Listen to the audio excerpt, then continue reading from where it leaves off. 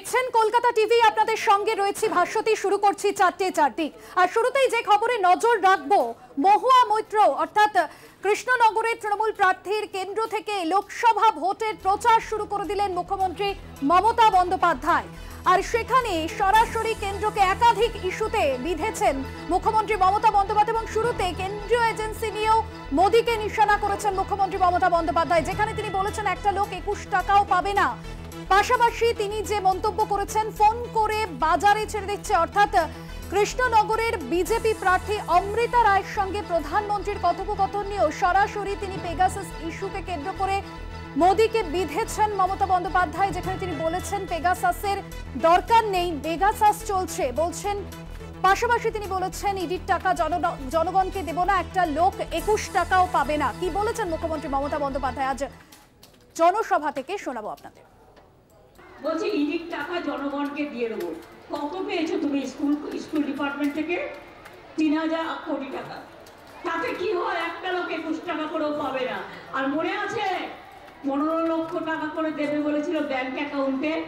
কি বন্ধুগণ, কাউকে কাউকে ফোন করে বলছে আপনি আবাস যোজনা পেয়েছেন, না পেলে আপনি আবার নাম লেখান। কেন লেখাবে না? এই দেখুন, আমার কাছে একটা এফআইআর কপি আছে। বিজেপি অফিস থেকে ফোন করে বলছে আপনার নামটা লেখান, ইলেকশনের পরে আপনাকে বাসস্থান দেব। এতদিন দিসনি কেন? 3 বছর ধরে পড়ে আছে। দেশে বেকারির সংখ্যা বেড়েছে মোদির আমলে। 2 কোটি বেকারকে চাকরি দিয়ে বলেছিল 5 বছরে, কাউকে দেয়নি, কিচ্ছু করেনি। শুধু ফিতে কাটে আর মিথ্যে কথা বলে। মিথ্যে কথা বলা ছাড়া, ভাওতা দেওয়া ছাড়া। আর কাউকে কাউকে ফোন করে সেটা আবার বাজারে ছেড়ে দেয়। ছেড়ে দেবেন? তাহলে ফোনের সিক্রেসি কি থাকলো? আপনি সিক্রেসি উল্লঙ্ঘন করছেন।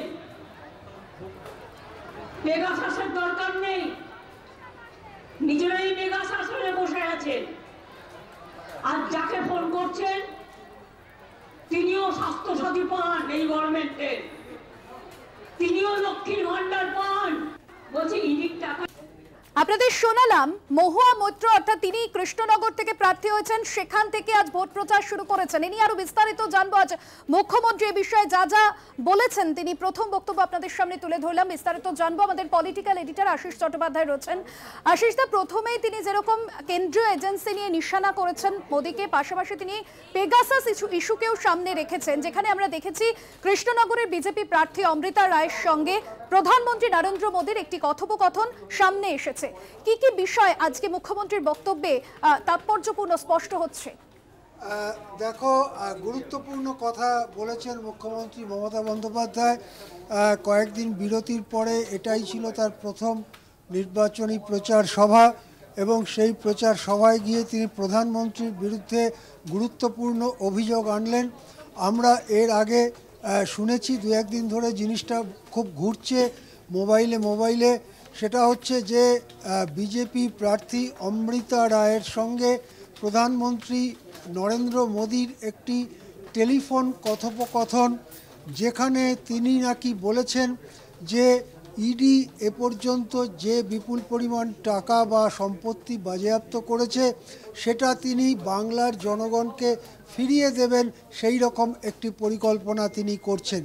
এই কথা কি করে নির্বাচন ঘোষণার পরে প্রধানমন্ত্রী বলতে পারেন, তা নিয়ে ইতিমধ্যেই গুরুত্বপূর্ণ প্রশ্ন উঠেছে। কেননা এটা একটা সরকারি সিদ্ধান্ত বা একটা সরকারি পদক্ষেপের কথা, যেটা মডেল কোড অফ কন্ডাক্ট চালু হয়ে যাওয়ার পরে প্রধানমন্ত্রী বলতে পারেন কি, সেই কথা আজকে গুরুত্ব দিয়ে তুলেছেন মুখ্যমন্ত্রী মমতা বন্দ্যোপাধ্যায়। পাশাপাশি তিনি মহুয়া মৈত্রের সমর্থনেও মুখ খুলেছেন। তিনি বলেছেন যে মহুয়া মৈত্র লোকসভায় গলা উঁচু করে সোচ্চারে অনেক অভিযোগ আনতো, অনেক কথা বলতো, সেই জন্য তার বিরুদ্ধে ব্যবস্থা নেওয়া হয়েছে, কথাও কিন্তু বলেছেন মুখ্যমন্ত্রী মমতা বন্দ্যোপাধ্যায়।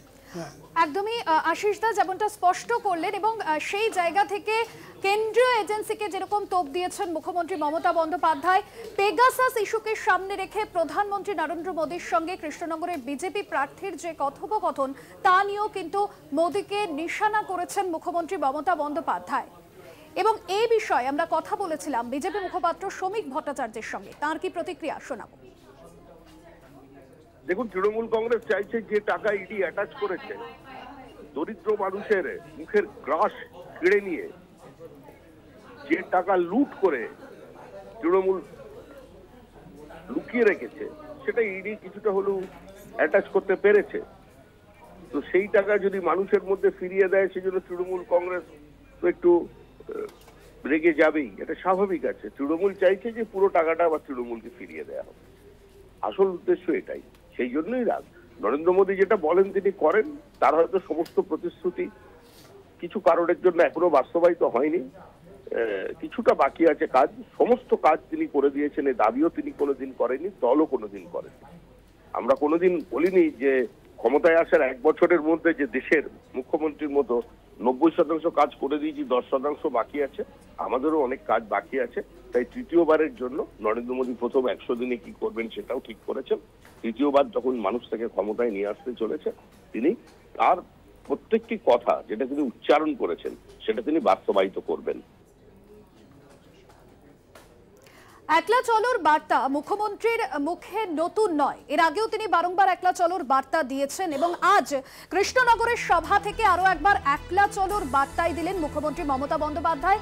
ইন্ডিয়া জোট, যেখানে তিনি বললেন যে কংগ্রেস সিপিএম যদি বলে আমরা ইন্ডিয়া জোট বলবেন নামটা মমতার দেওয়া। কংগ্রেস সিপিএম কে নিশানা করেছেন এ প্রসঙ্গে মুখ্যমন্ত্রী মমতা বন্দ্যোপাধ্যায় ঠিক কি বলেছেন শোনাবো। আর যদি কংগ্রেস আর সিপিএম বলে আমরা ইন্ডিয়ান অ্যালায়েন্স বলবেন নামটাও মমতা ব্যানার্জির দেওয়া, আর বলেছেনও মমতা ব্যানার্জি, করবেনও মমতা ব্যানার্জি। দিল্লির দিকে তাকিয়ে লড়াই করো, সারা ভারতবর্ষে বাংলার দিকে মমতা ব্যানার্জির সাথে লড়াই করতে যেও না। কেরালায় কেন করছো সিপিএম এর সাথে লড়াই, আর বাংলায় কেরালার সাথে ভাগ? আমরা কিন্তু এটা করি না। এ নিয়ে বিস্তারিত আলোচনায় যাব। আশিস দা রয়েছেন আমাদের সঙ্গে, আমাদের পলিটিক্যাল এডিটর। আশিস দা, এই একলা চলোর বার্তা এর আগেও মুখ্যমন্ত্রী বহুবার দিয়েছেন, আজ কৃষ্ণনগর থেকেও তিনি তার এই বার্তাই দিলেন এবং পাশাপাশি তিনি বলে দিলেন যে কংগ্রেস সিপিএম যদি বলে আমরা ইন্ডিয়া জোট বলবেন নামটা মমতার দেওয়া। ঠিক কি ইঙ্গিত করতে চাইলেন তিনি আরো একবার? দেখুন, পশ্চিমবঙ্গে 42টা আসনেই প্রার্থী দেবার পরে ইন্ডিয়া জোটে তৃণমূল কংগ্রেস কতটা আছে এ নিয়ে কিছু প্রশ্ন তুলে দেওয়া হয়েছিল রাজনৈতিক চর্চার মধ্যে। আজকে মমতা বন্দ্যোপাধ্যায় তার বক্তব্যে সেই ব্যাপারে আলোকপাত করেছেন।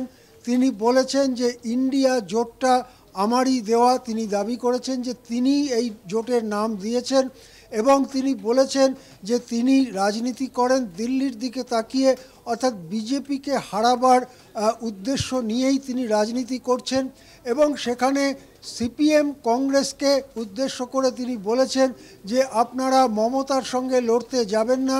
অর্থাৎ তিনি বলতে চেয়েছেন যে এখানে যদি মমতার বিরুদ্ধে সিপিএম কংগ্রেস লড়াই করে সেটা বিজেপিকেই পরোক্ষে সহায়তা করা হবে। এই কথাটা একদমই আশিস দা, বিরত করছি আপনাকে। এই মুহূর্তে আমাদের সঙ্গে টেলিফোন লাইনে রয়েছেন কংগ্রেস মুখপাত্র সৌম আইচরায়। সৌমবাবু, যে মন্তব্য আজ মুখ্যমন্ত্রী মমতা বন্দ্যোপাধ্যায় তিনি যেখানে বলছেন যে কংগ্রেস সিপিএম যদি বলে আমরা ইন্ডিয়া জোট বলবেন নামটা মমতার দেওয়া, কিভাবে দেখছেন মুখ্যমন্ত্রী মমতা বন্দ্যোপাধ্যায়ের এই বার্তাকে? তিনি আরো একবার আজকে কৃষ্ণনগরের জনসভা থেকে একলা চলোর বার্তা দিয়েছেন। না, ওনার পক্ষে ইন্ডিয়া জোটের কথা বলা একটু বিপদ, কারণ উনি জানেন যে ইন্ডিয়া জোটের কথা বেশি বললে পিসি ভাইপোকে জেলে যেতে হবে। ফলে উনি যেমন বিজেপির হাত শক্ত করেন ঠিক সেইভাবেই করছেন এবং ওনার পক্ষে এই ধরনের কথা বলা যে উনি নাম দিয়েছেন এসব বলে মানুষের আর ছিঁড়ে ভিজবে না। মানুষ বুঝে গেছে যে এই রাজ্যে বিজেপি মানেই তৃণমূল, তৃণমূল মানেই বিজেপি। সারা ভারতবর্ষে বিজেপির হাত শক্ত করা তৃণমূল কংগ্রেস রাজভবনে মোদীর সঙ্গে যখন গল্প করে তখন কাজের কথা কম হয়, গল্প বেশি হয়। আর এই রাজ্যের আদালত পরিচালিত সমস্ত তদন্তগুলো ঘুরতে থাকে, কালীঘাট আর ক্যামাক স্ট্রিটের দরজায় নক করে না। তাই কেজরিওয়ালরা অ্যারেস্ট হয়, হেমন্ত সোরেনরা অ্যারেস্ট হয়, আর এনারা শুধু মিথ্যে বিজেপি বিজেপি বিজেপি বিজেপি করে নিজেদেরকে এইসব তদন্তের আওতার বাইরে রাখে। বলে এসব কথা বলে লোক হাসিয়ে কোনো লাভ হবে না, মানুষ সব জানে। সৌম্যবাবু, আরো একটা প্রশ্ন আপনার কাছে রাখবো। বাংলায় মমতার সঙ্গে লড়াই করতে যেও না, দিল্লির দিকে তাকিয়ে লড়াই করো, এহেন বক্তব্য তিনি আজ বলেছেন মুখ্যমন্ত্রী মমতা বন্দ্যোপাধ্যায়। ধরা পড়ে গেছেন আর কি, মানুষের কাছে তো পরিষ্কার হয়ে গেছে বিজেপি আর তৃণমূলের মধ্যে যে ট্যাসিড অ্যালায়েন্স, সারা পশ্চিমবঙ্গের মানুষ এটা বুঝে গেছে। ফলে এখন উনি সেগুলোকে শাক দিয়ে মাছ ঢাকার চেষ্টা করছেন, কিন্তু এরকম শাক আর নেই যেটাতে মাছ আর ঢাকা যাবে। বেশ, অনেক ধন্যবাদ জানাবো আপনাকে। কংগ্রেস মুখপাত্র সৌম্য আইচ রায় ছিলেন আমাদের সঙ্গে ফোন লাইনে। আশিস দা, আপনার কাছে আসবো। সৌম্যবাবু যেমনটা বলছিলেন, এবং পাশাপাশি এই যে ইন্ডিয়া জোট, যে জোটের অস্তিত্ব নিয়ে বারবার নানান প্রশ্ন উঠেছে, এবং আজও মুখ্যমন্ত্রী একদম দুয়ারে লোকসভা ভোট, তার আগে এ বাংলায় একলা চলোর বার্তা তিনি তার বক্তব্যে স্পষ্ট করলেন। হ্যাঁ, মমতা বন্দ্যোপাধ্যায় বলতে চেয়েছেন যে পশ্চিমবঙ্গে মমতা বন্দ্যোপাধ্যায়ের দল অর্থাৎ তৃণমূল কংগ্রেসই বিজেপিকে মোকাবিলা করবার জন্য সবথেকে যোগ্য, এবং সেক্ষেত্রে তিনি বলতে চেয়েছেন যে কংগ্রেস এবং সিপিএমকে ভোট দিলে সেটা বিজেপিকেই পরোক্ষে সাহায্য করা হবে। এর পেছনে কিন্তু গুরুত্বপূর্ণ ভোটের অঙ্ক রয়েছে।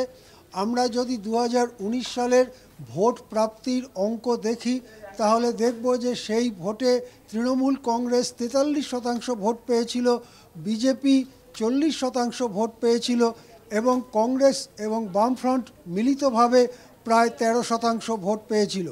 এখন এই ঘটনার পরে অর্থাৎ 19 সালের নির্বাচনের পরে 2021 সালে দেখা গেল যে তৃণমূল কংগ্রেসের ভোট অনেকটা বেড়ে গিয়ে 48% হয়েছিল, এবং বিজেপির ভোট খানিকটা কমে গিয়ে 38% হয়েছিল।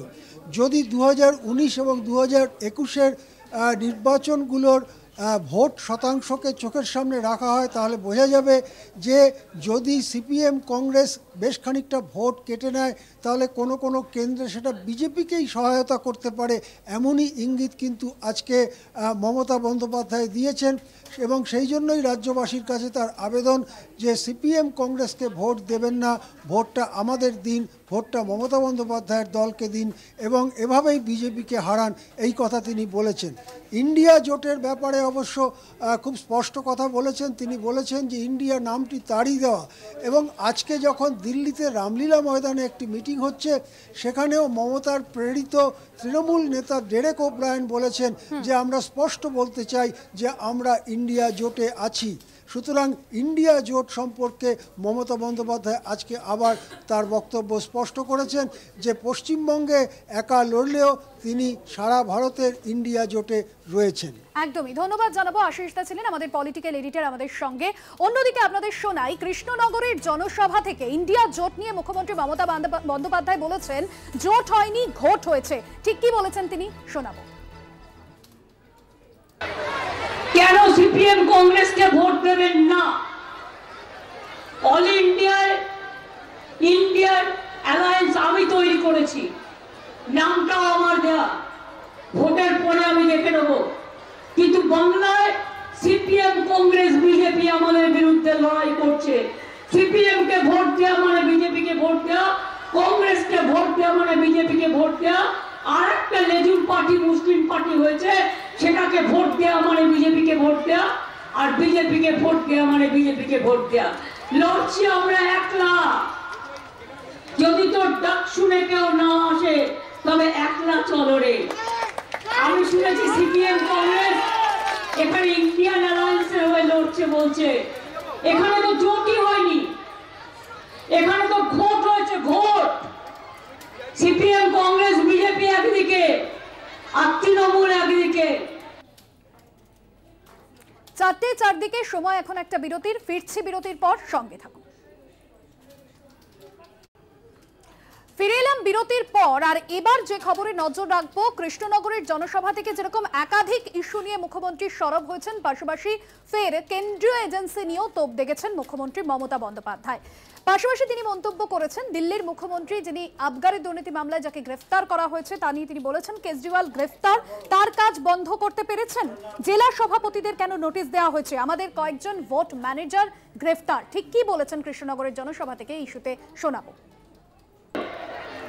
আমাদের এখানে কয়েকজন আমার ভোট ম্যানেজার হঠাৎ এনআইএ গিয়ে 15 জনকে হাওড়া থেকে অ্যারেস্ট করে নিয়ে এলো।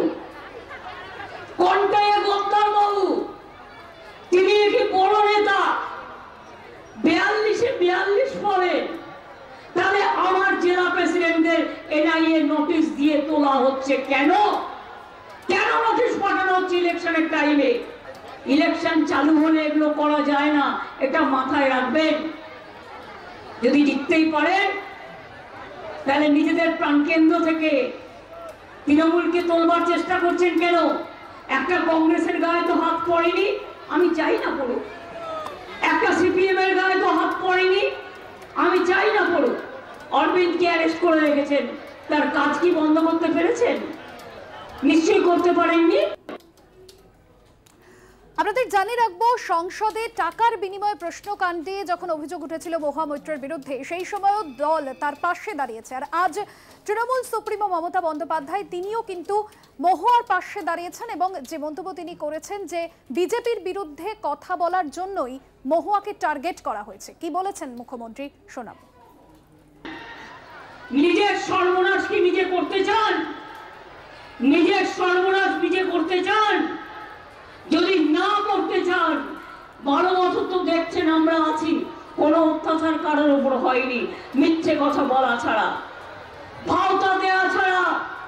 মহুয়ার উপরে দেখেছেন কি অত্যাচার হয়েছে?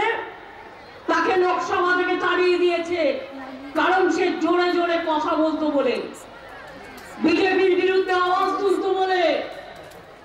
ভোটে দাঁড়াবার পরেও তার বাবা মা বেচারা কিছু জানে না, তাদের বাড়িতে গিয়েও রেড করে এসছে এবং ওদের কাজ যেমন করে হোক মহুয়াকে হারানো। মহুয়াকেও আপনারা জেতাবেন, রানাঘাটেও জেতাবেন, বাংলায় 42টা সিটেই তৃণমূল কংগ্রেসকে জেতাবেন। তার কারণ আপনাদের স্বার্থে। যদি কেয়ার না করতে হয়, যদি এনআরসি না করতে হয়, যদি লক্ষ্মীর ভান্ডার চালাতে হয়। এ নিয়ে বিস্তারিত যাব, আমার সহকর্মী ঋষিকেশ ব্যানার্জি রয়েছেন নিউজ রুম থেকে। ঋষিকেশ, এর আগে আমরা দেখেছি মুখ্যমন্ত্রী মমতা বন্দ্যোপাধ্যায় এবং দল মহুয়া মৈত্রের পাশে দাঁড়িয়েছিল এবং আজও কৃষ্ণনগরের লোকসভা কেন্দ্র থেকে মহুয়া মৈত্রের পাশে দাঁড়িয়ে তিনি বললেন যে বিজেপি টার্গেট করেছে তার জন্য এবং লোকসভায় বিজেপির বিরোধিতা করায় মহুয়া মৈত্রের বিরুদ্ধে অভিযোগ আনা হয়েছিল। ঠিক কি তাৎপর্যপূর্ণ এই মুখ্যমন্ত্রীর বক্তব্য? একদমই দেখো ভাস্বতী, মহুয়া মৈত্র তিনি কৃষ্ণনগরের সাংসদ ছিলেন, কিন্তু ক্যাশ ফর কোশ্চেন কাণ্ডেই তাকে বহিষ্কার করা হয় সংসদ থেকে এবং সেই সময় শুধুমাত্র তৃণমূল কংগ্রেস নয়, কার্যত বিজেপি বিরোধী সমস্ত রাজনৈতিক দলই তার পাশে ছিল এবং তৃণমূল কংগ্রেস তখন থেকে তার পাশে ছিল। আজকে মমতা বন্দ্যোপাধ্যায় বলেছেন যে তিনি মহুয়া মৈত্রের পাশেই রয়েছেন এবং তখনও সেই বার্তাই দেওয়া হয়েছিল যে কারণে মহুয়া মৈত্রকে তৃণমূল কংগ্রেসের পক্ষ থেকে সব ধরনের সহযোগিতা করা হবে সেটা জানিয়ে দেওয়া হয়েছিল এবং তৃণমূল বলেছিল মহুয়া মৈত্র তিনি নিজেই পারবেন এই লড়াই লড়ে নিতে। এই মুহূর্তে দাঁড়িয়ে তার মমতা বন্দ্যোপাধ্যায় বলতে চাইছেন যে এই কৃষ্ণনগরের তৃণমূল কংগ্রেস প্রার্থীকে বারবার ডিস্টার্ব করতে চাইছে কেন্দ্রীয় এজেন্সি, কখনো সিবিআই তার বাড়িতে তার অফিসে তল্লাশি চালাচ্ছে, তাকে ডেকে পাঠাচ্ছে, কখনো বা ইডি ডেকে পাঠাচ্ছে। তবে মমতা বন্দ্যোপাধ্যায় এই কথা বলার পাশাপাশি তিনি বলছেন এই যে একের পর এক কেন্দ্রীয় এজেন্সি আসছে, রাজ্যের বিভিন্ন প্রান্তে তৃণমূল নেতা নেত্রীদেরকেই টার্গেট করা হচ্ছে। এক্ষেত্রে CBI, ED, NIA, income tax প্রত্যেকটি ডিপার্টমেন্টকেই তিনি কার্যত একহাত নিয়েছে এবং তার বক্তব্য যে নির্বাচনের আদর্শ আচরণবিধি লাগু হয়ে গিয়েছে সেই সময়ে দাঁড়িয়ে তাহলে বিজেপি দ্বারাই এইগুলো নিয়ন্ত্রিত হচ্ছে এবং বিরোধী রাজনৈতিক দলগুলোকে কোথাও গিয়ে ভয় পাচ্ছে বিজেপি, তাই এই কেন্দ্রীয় এজেন্সিকে তারা ব্যবহার করে বিরোধী রাজনৈতিক দলগুলো যাতে প্রচারে বিঘ্ন ঘটে, প্রচার করতে না পারে, সেই কারণেই এই রণকৌশল নিয়েছে কেন্দ্রীয় সরকার বা কেন্দ্রের শাসক দল। একদমই ঋষিকেশ, এবং সেই জায়গায় আমরা দেখেছি যে আপের তরফেও যে বক্তব্য ছিল যে রাজনৈতিক উদ্দেশ্য প্রণোদিতভাবে অরবিন্দ কেজরিওয়ালকে গ্রেফতার করা হয়েছে লোকসভা ভোটের আগে। আজ মুখ্যমন্ত্রী মমতা বন্দ্যোপাধ্যায় অরবিন্দ কেজরিওয়ালের পাশে দাঁড়িয়েও একাধিক মন্তব্য করেছেন, এই বিষয়ে কি বলবেন? একদমই দেখো ভাস্বতী, তুমি জানো যে আজকেই গণতন্ত্র বাঁচাও র্যালি হচ্ছে রামলীলা ময়দানে, দিল্লির রামলীলা ময়দানে। সেখানে সমস্ত বিরোধী রাজনৈতিক দলগুলি তারা যে আম আদমি পার্টির সুপ্রিমো অরবিন্দ কেজরিওয়ালের পাশে রয়েছেন সেই বার্তা দিতেই তারা সেখানে রয়েছেন এবং প্রত্যেকটি রাজনৈতিক দল তারা তাদের বক্তব্য রেখেছেন। আর অত্যন্ত তাৎপর্যপূর্ণ বিষয় যেখানে অরবিন্দ কেজরিওয়ালের ওয়াইফ তিনিও যেমন রয়েছেন এই রামলীলা ময়দানের এই সভাতে, পাশাপাশি ঝাড়খণ্ডের মুখ্যমন্ত্রী হেমন্ত সোরেনের ওয়াইফও রয়েছেন। অর্থাৎ প্রত্যেকের পক্ষ থেকে কিন্তু এই বার্তা দেওয়ার একটা চেষ্টা হচ্ছে যে লোকসভা নির্বাচনের মুখে বিজেপি এই কেন্দ্রীয় এজেন্সিগুলোকে ব্যবহার করছে বিরোধী রাজনৈতিক দলগুলোর ওপরে তাদেরকে দমন পীড়ন করতে এবং তারা যাতে ভোটের ময়দানে কোথাও গিয়ে প্রচারে বিঘ্ন ঘটে, তাদের বিজেপির বিরুদ্ধে তারা যাতে সরব না হতে পারে এবং সব মিলিয়ে আখেরে বিজেপি যাতে 400 আসন পায় সেটাকে আরও নিশ্চিত করার জন্যই বিরোধীদেরকে যত রকমভাবে ডিস্টার্ব করা যায় সেই চেষ্টাই করে চলেছে কেন্দ্রের শাসক দল। একদমই ধন্যবাদ জানাবো। ঋষিকেশ ছিলেন আমার সহকর্মী। এবং যে বিষয় আমরা দেখলাম যে মুখ্যমন্ত্রী মমতা বন্দ্যোপাধ্যায় তিনি যেরকম কেন্দ্রীয় এজেন্সি নিয়ে মোদীকে তোপ দেখেছেন, অর্থাৎ কেন্দ্রের শাসক দলকে তোপ দেখেছেন, পাশাপাশি মহুয়া মৈত্রের পাশেও আজ তাকে দাঁড়াতে দেখা গিয়েছে জনসভা থেকে। আরো অন্যান্য খবর নিয়ে ফিরে আসছে বিরতির পর, সঙ্গে থাকুন। বিজেপির ক্ষমতা নেই 180 আসন পার করার, 400 আসন কারসাজি করে জেতার চেষ্টা। রাহুলের ম্যাচ ফিক্সিং তোপ আম্পায়ার বেছে নিয়েছেন নরেন্দ্র মোদী। আমাদের দলের 2 খেলোয়াড়কে গ্রেফতার করা হয়েছে। ভোটে মোদীর ম্যাচ ফিক্সিং এর চেষ্টা। ম্যাচ ফিক্সিং ছাড়া 180 পার করবে না এনডিএ। কংগ্রেসের সব অ্যাকাউন্ট বন্ধ করে দেওয়া হয়েছে। দিল্লিতে ইন্ডিয়া জোটের সমাবেশ থেকে নরেন্দ্র মোদীকে নিশানা করেছেন রাহুল গান্ধী।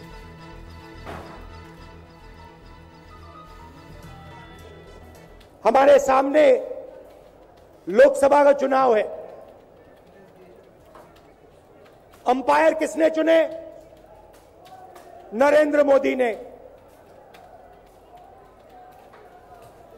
हमारी टीम में से मैच शुरू होने से पहले 2 खिलाड़ियों को अरेस्ट करके अंदर कर दिया। तो भाइयों और बहनों, ये जो चुनाव हो रहा है, नरेंद्र मोदी जी इस चुनाव में मैच फिक्सिंग करने की कोशिश कर रहे हैं। ये जो उनका 400 सीट का नारा है, ये बिना ईवीएम के, बिना मैच फिक्सिंग के, बिना सोशल मीडिया और प्रेस पर दबाव डालकर खरीदकर ये 180 पार नहीं होने जा रहा है। सब मिलाकर आप देखिए, कांग्रेस पार्टी विपक्ष की सबसे बड़ी पार्टी है। हमारे सारे के सारे बैंक अकाउंट बंद कर दिए गए हैं। चुनाव के बीच में देश की सबसे बड़ी ऑपोजिशन की पार्टी के सारे अकाउंट बंद कर दिए। আপনাদের শোনালাম রাহুল গান্ধীর মোদীকে ইশারা করে যে বক্তব্য। এ নিয়ে বিস্তারিত যাব, আমার সঙ্গে রয়েছেন আমার সহকর্মী ঋষিকেশ। ঋষিকেশ, যে মন্তব্য আজ রাহুল গান্ধী করেছেন এবং দিল্লির যে রামলীলা ময়দানে যে আজকে মহা সমাবেশ ছিল, এটা যেন ইন্ডিয়া জোটের শক্তি প্রদর্শন লোকসভা নির্বাচনের আগে, পাশাপাশি বিজেপির আত্মবিশ্বাসকেই খোঁচা দিলেন রাহুল। একদমই দেখো ভাস্বতী, এই মুহূর্তে ভারতে 2টো আইপিএল চলছে, একটা ইন্ডিয়ান প্রিমিয়ার লিগ আর একটা ইন্ডিয়ান পলিটিক্যাল লিগ। একটাতে ক্রিকেট খেলা হচ্ছে যেখানে ম্যাচ ফিক্সিং কথাটা আমরা খুব শুনে থাকি, আর রাহুল গান্ধী আজকে এই রামলীলা ময়দানের সভাতে সুচতুরভাবে পলিটিক্সের সঙ্গে ক্রিকেটকে জুড়ে দেওয়ার একটা চেষ্টা করলেন, মানুষকে বোঝানোর চেষ্টা করলেন যে নরেন্দ্র মোদী বা বিজেপি আসলে কিভাবে এই ভোট ফিক্সিং করে জিততে চাইছে। তার বক্তব্য যে নির্বাচন কমিশনার 2জনকে বাছাই করে নেওয়া হয়েছে, যে কমিটিতে একটা সময় ছিলেন সুপ্রিম কোর্টের প্রধান বিচারপতি, আইন করে তাকে বাদ দেওয়া হয়েছে, সেখানে নরেন্দ্র মোদী, অমিত শাহ ছিলেন, আর প্রধান যে বিরোধী দল সেই বিরোধী দলের নেতা ছিলেন অর্থাৎ অধীর রঞ্জন চৌধুরী ছিলেন। কিন্তু আমরা জানি যে 2জন নির্বাচন কমিশনারকে বাছাই হয়ে যাওয়ার পরে অধীর রঞ্জন চৌধুরী তিনিও বিষয়টি নিয়ে খুব একটা মুখ খুলতে চাননি, তিনি সন্তুষ্ট ছিলেন না অর্থাৎ যে পদ্ধতিতে বাছাই করা হয়েছে। তার বক্তব্য একদম ভোটের মুখে মুখে 2জন আম্পায়ারকে বেছে নেওয়া হলো। এবার এই ED, CBI, income tax, NIA এদেরকে ব্যবহার করা হচ্ছে, বিরোধী দলের নেতাদেরকে বাছাই করে তাদের বাড়িতে পাঠানো হচ্ছে, তল্লাশি চালানো হচ্ছে এবং 2জনকে ইতিমধ্যে তুলে নেওয়া হয়েছে অর্থাৎ অরবিন্দ কেজরিওয়াল এবং হেমন্ত সোরেন, তাকে গ্রেপ্তার করা হয়েছে। যদিও মুখ্যমন্ত্রী থাকাকালীন অরবিন্দ কেজরিওয়ালকে গ্রেপ্তার করা হয়েছে।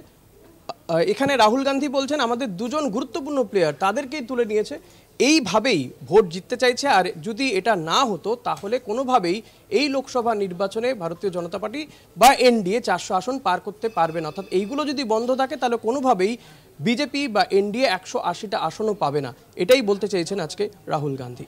একদমই ধন্যবাদ জানাবো। ঋষিকেশ ছিলেন আমার সঙ্গে নিউজরুম থেকে।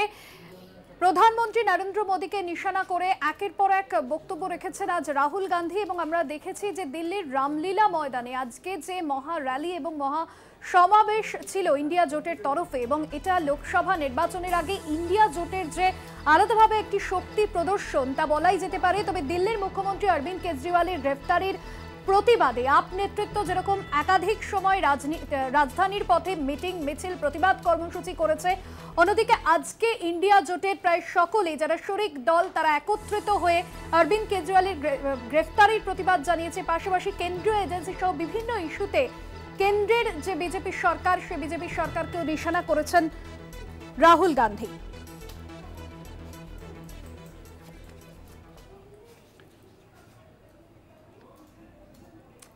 আর এবার যে খবরে নজর রাখবো, দোরগোড়ায় লোকসভা নির্বাচন, একই সময়ে কোচবিহারে মোদি মমতা, একই দিনে রয়েছে কোচবিহারে মোদি এবং মমতা বন্দ্যোপাধ্যায়ের জনসভা। 4 এপ্রিল কোচবিহারে মোদি এবং মমতা বন্দ্যোপাধ্যায়ের জনসভা রয়েছে, একই দিনে রয়েছে। আর এই নিয়ে কিন্তু যথেষ্টই গুরুত্বপূর্ণ এবং তাৎপর্যপূর্ণ। একই সময় কোচবিহারে রয়েছেন মোদি ও মমতা। 4 এপ্রিল জনসভা রয়েছে নরেন্দ্র মোদি ও মমতা বন্দ্যোপাধ্যায়ের কোচবিহারের রাসমেলা ময়দানে। এবং আমরা জানি যে কোচবিহারে এবার বিজেপি প্রার্থী হিসেবে ঘোষণা করা হয়েছে নিশীথ প্রামাণিককে, এবং সেই জায়গা থেকে কোচবিহারের লড়াই তৃণমূল এবং বিজেপির মধ্যে যুযুদান। 2 নেতা নেত্রী তারা একই দিনে জনসভা করবেন, এবং ঠিক কি বার্তা দেন রাজবংশী ভোট টানতে দু দলের তরফে, দু দলের নেতা নেত্রীর তরফে কি বক্তব্য উঠে আসে কোচবিহারের জনসভা থেকে, সেদিকেই কিন্তু নজর রাজনৈতিক মহলের। অত্যন্ত গুরুত্বপূর্ণ 4 এপ্রিল একই দিনে যুযুদান 2 নেতা নেত্রী।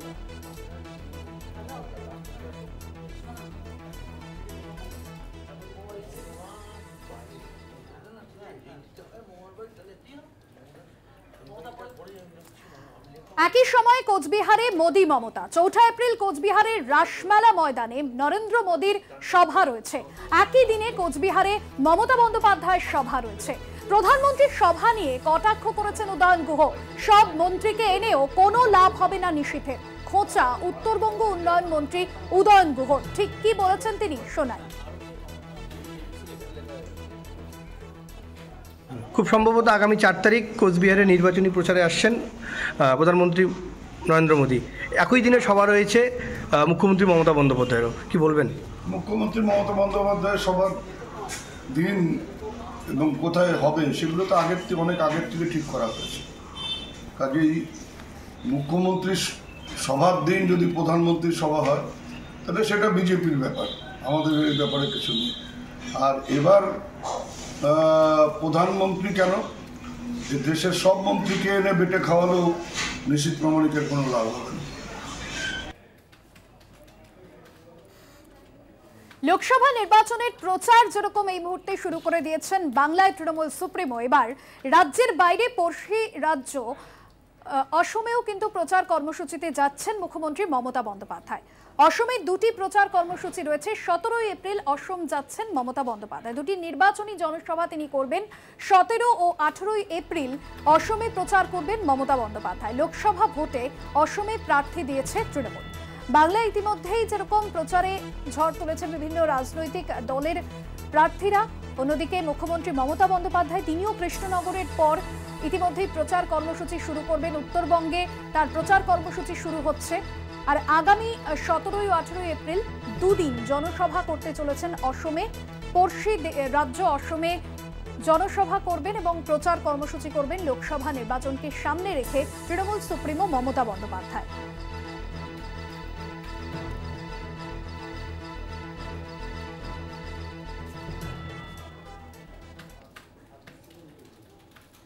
বসিরহাটে আনকোরা রেখা বনাম অভিজ্ঞ হাজি নুরুল। রেখাকে সামনে রেখে বসিরহাট আসনে জয়ের ছবি স্পষ্ট করতে কোনো কসুর করছে না বিজেপি। এমনকি রেখাকে ফোনও করেছেন খোদ প্রধানমন্ত্রী নরেন্দ্র মোদী। কিন্তু সেই সব চেষ্টা খানিকটা হলেও ম্লান হলো হাজি নুরুলের সন্দেশখালীর প্রথম প্রচারে। সন্দেশখালীর অনেক প্রতিবাদী এদিন সামিল হলেন তৃণমূলের প্রচারে।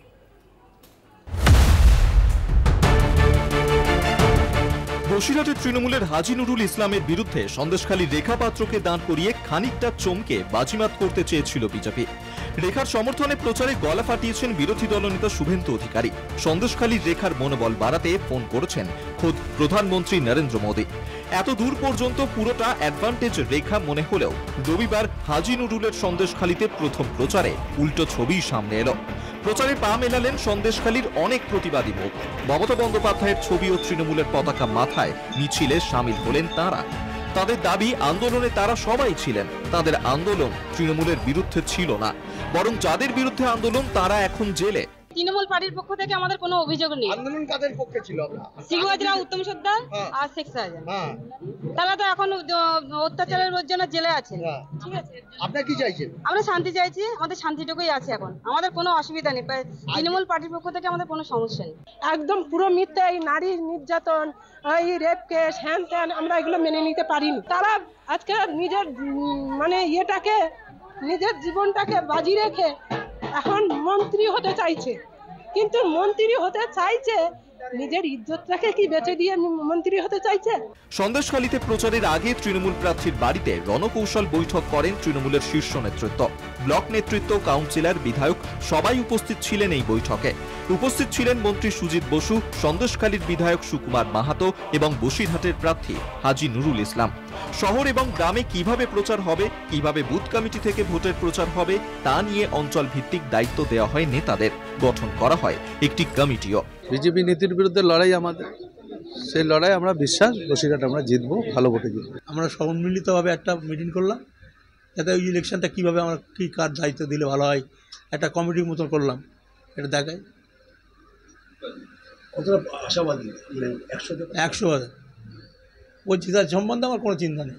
বনগাঁ লোকসভা কেন্দ্রের তৃণমূল কংগ্রেস প্রার্থী বিশ্বজিৎ দাসের ব্যানার ছেঁড়াকে কেন্দ্র করে উত্তেজনা ছড়ায় স্বরূপনগরে। গোবিন্দপুর অঞ্চলের বুনরাজপুর বাজার ও দত্তপাড়া বাজারে লাগানো হয় দুটি ব্যানার। বিজেপি আশ্রিত দুষ্কৃতীদের দিকে নিশানা তৃণমূলের, যদিও পুরো বিষয়টি অস্বীকার করেছে বিজেপি। তৃণমূলের গোষ্ঠীদ্বন্দ্বের জেরেই এই ঘটনা, দাবি বিজেপির। বসিরহাট থেকে ভক্তি দাস ও সঞ্চিত চক্রবর্তীর রিপোর্ট, কলকাতা টিভি। 4টে 4 দিকে সময় এখন একটা বিরতির। ফিরছি বিরতির পর, সঙ্গে থাকুন। ফিরে এলাম বিরতির পর, আর এবার যে খবরে নজর রাখবো, বঞ্চনা ইস্যুতে তৃণমূলের হাতিয়ার সুকান্ত মজুমদারের ভিডিও। সোশ্যাল মিডিয়ায় ভিডিও পোস্ট তৃণমূলের। রাজনৈতিক কারণে বাংলার প্রাপ্য আটকে রেখেছে মোদিজির সরকার। মোদিজির পরিবার আবাসের টাকা আটকানো হয়েছে, প্রকাশ্যে স্বীকার করলেন সুকান্ত মজুমদার। এটাই বাংলা বিরোধী মানসিকতা। সোশ্যাল মিডিয়ায় বিজেপিকে তোপ তৃণমূলের।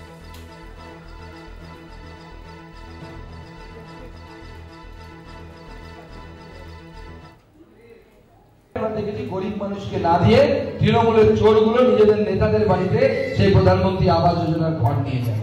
তাই বন্ধ করা আছে, এদের চুরি বন্ধ হবে, চোরগুলো সব জেলে যাবে। তারপরে লোকসভা ভোটের পর প্রধানমন্ত্রী বলবো আবার আবাস যোজনা। আপনাদের শোনালাম যে ভিডিও তৃণমূলের তরফে পোস্ট করা হয়েছে এবং সেখানে সুকান্ত মজুমদার তিনি ঠিক কি বলেছেন। এটাই বাংলা বিরোধী মানসিকতা, এমনটাই মন্তব্য তৃণমূলের। সোশ্যাল মিডিয়ায় সুকান্ত মজুমদারের ভিডিও পোস্ট করেছে তৃণমূল কংগ্রেস। রাজনৈতিক কারণে বাংলার প্রাপ্য টাকা আটকে রেখেছে মোদিজির পরিবার, প্রকাশ্যে স্বীকার করেছেন সুকান্ত মজুমদার। অন্যদিকে এই কথাকেই হাতিয়ার করেছে তৃণমূল কংগ্রেস এবং যে ভিডিও সোশ্যাল মিডিয়ায় ইতিমধ্যেই পোস্ট করেছে তৃণমূল কংগ্রেস। বিশেষ প্রতিনিধি দেবজ্যোতি ঘোষ রয়েছেন আমাদের সঙ্গে ফোন লাইনে। দেবজ্যোতি, সোশ্যাল মিডিয়ায় সুকান্ত মজুমদারের বলা যে কথা, সেই ভিডিও পোস্ট করা হয়েছে তৃণমূলের তরফে। দেখো, তৃণমূল কংগ্রেসের পক্ষ থেকে 2024-এর যে লোকসভা নির্বাচন, তাদের যে প্রচারের মূল মন্ত্র সেটা হচ্ছে কেন্দ্রের বঞ্চনা। 100 দিনের প্রকল্পে এবং আবাস যোজনায় কেন্দ্রীয় সরকার টাকা দিচ্ছে না। মমতা বন্দ্যোপাধ্যায় সরকার এবং তাদের দলের নেতৃত্ব বারবার অভিযোগ করছিলেন। আজকে সুকান্ত মজুমদারের যে ভিডিওটি ভাইরাল হয়েছে সেখানে পরিষ্কার বোঝা যাচ্ছে যে বিজেপি নেতৃত্ব কেন্দ্রীয় সরকারকে পরিচালনা করেছেন এবং তাদের কথাতেই কিন্তু এই যে প্রকল্পের টাকা বা 100 দিনের টাকা বা আবাস যোজনার টাকা বন্ধ হয়ে রয়েছে তা কিন্তু সুকান্ত মজুমদারের কথাতেই পরিষ্কার। তৃণমূল কংগ্রেসের পক্ষ থেকে সেই ভিডিওকে সামনে আনা হয়েছে। তাদের এক্স হ্যান্ডেলে তাদের যে প্রচার যে কেন্দ্রীয় সরকারের পক্ষ থেকে যে বঞ্চনা করা হচ্ছিল তা কিন্তু সুকান্ত মজুমদারের এই বক্তব্য থেকে স্পষ্ট। অর্থাৎ আজকে সুকান্ত মজুমদারের যে বক্তব্য বিশ্লেষণ করলে বোঝা যাবে যে তৃণমূল কংগ্রেসের পক্ষ থেকে যে অভিযোগ করা হচ্ছিল কেন্দ্রীয় নেতৃত্ব টাকা বন্ধের কথা বলেছেন, রাজ্যের পক্ষ থেকে বলা হয়েছে, বিজেপি নেতৃত্ব বলেছেন, সেই কথাই কিন্তু প্রমাণিত হচ্ছে। আর সত্যি একদমই ধন্যবাদ দেবজ্যোতি। বিশেষ প্রতিনিধি দেবজ্যোতি ঘোষ ছিলেন ফোন লাইনে।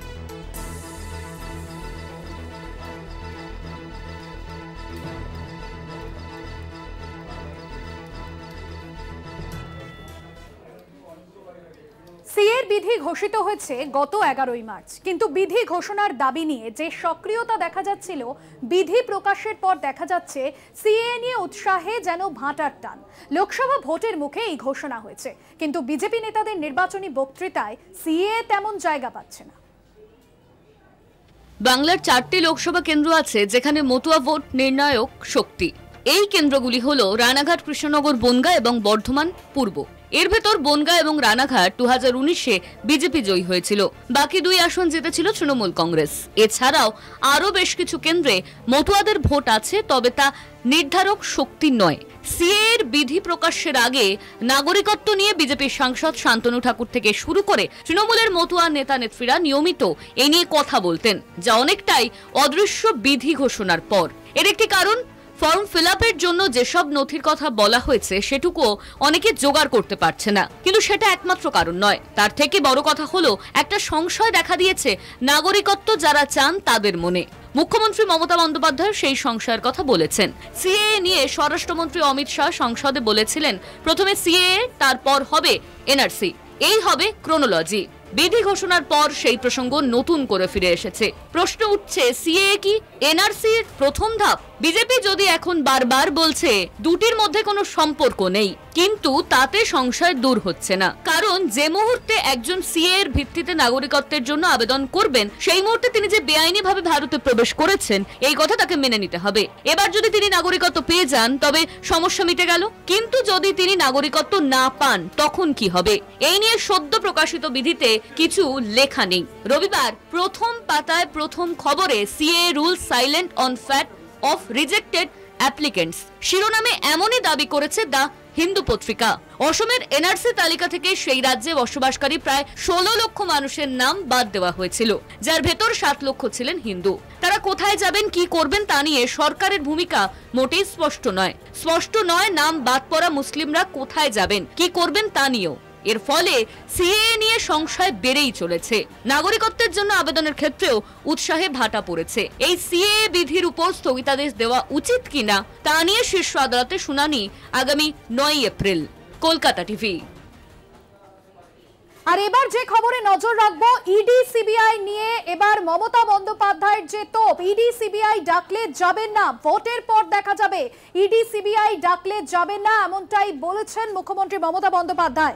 ইডি সিবিআই নিয়ে মমতা বন্দ্যোপাধ্যায়ের তোপ, ইডি সিবিআই ডাকলে এখন যাবেন না, ভয় পাওয়ার কিছু নেই, ভোটের পর দেখা যাবে, এমনটাই বলেছেন মমতা বন্দ্যোপাধ্যায়। দলীয় নেতা কর্মীদের উদ্দেশ্যে বার্তা দিয়েছেন মুখ্যমন্ত্রী মমতা বন্দ্যোপাধ্যায়। আপনাদের জানাবো যে এর আগে যেরকম বারবার তিনি কেন্দ্রীয় এজেন্সি নিয়ে সরব হয়েছেন এবং লোকসভা ভোটের আগে যেখানে বারংবার শাসক দলের একাধিক নেতা নেতৃত্বের বাড়িতে ইডি সিবিআই অভিযান নিয়ে সরব হয়েছেন, এবার ইডি সিবিআই নিয়ে মমতা বন্দ্যোপাধ্যায়ের তোপ, যেখানে তিনি বলেছেন ইডি সিবিআই ডাকলে যাবেন না। ঠিক কি বলেছেন মুখ্যমন্ত্রীর বিষয়ে আপনাদের শোনাই। ভয় পাওয়ার কথা মনে নেই, কাউকে চিঠি দিলে উত্তর দিয়ে দিন। এখন ইলেকশনে বিজি আছি, ইলেকশনের পরে দেখা। ইডি সিবিআই নিয়ে মমতা বন্দ্যোপাধ্যায়ের তোপ, ঠিক কি বলেছেন আজ তিনি আপনাদের শোনালাম। ইডি সিবিআই ডাকলে এখন যাবেন না, ভয় পাওয়ার কিছু নেই, ভোটের পর দেখা যাবে। দলীয় নেতা কর্মীদের বার্তা দিয়েছেন আজ কৃষ্ণনগরের জনসভা থেকে মুখ্যমন্ত্রী মমতা বন্দ্যোপাধ্যায়।